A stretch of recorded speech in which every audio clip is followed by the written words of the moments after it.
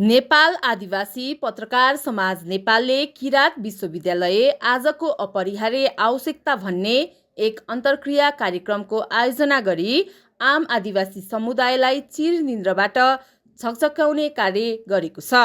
2082 साल मङ्सिर 14 गतेका दिन समाजकै कार्यालयमा सम्पन्न सो अन्तर्क्रिया कार्यक्रममा सम्पूर्ण वक्ताहरूले एकै स्वरमा त्रिभुवन विश्वविद्यालय र महेन्द्र संस्कृत विश्वविद्यालय दुवै 100% सरकारी अनुदानमा चलाए झै बहुभाषी मुलुकमा किरात भाषाभाषीहरूको निमित्त किरात विश्वविद्यालय पनि सरकारी अनुदानमै स्थापना गर्नुपर्ने माग गरेका छन्।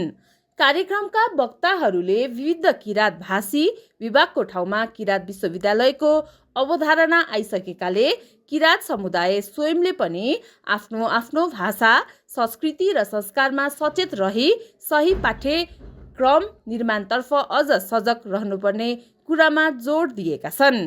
समाजका अध्यक्ष जितेन्द्र राईको अध्यक्षतामा सञ्चालित उक्त कार्यक्रममा वर्तमान संविधानले समेत आदिवासी सीमान्तकृत समुदायहरूका मुद्दालाई समेट्न नसकेकोमा वक्ताहरूले खेद प्रकट गरेका थिए र वर्तमान जेएनजी आन्दोलन समेत अपुरो र अधुरो रहेकोमा खेद प्रकट गरेका छन्।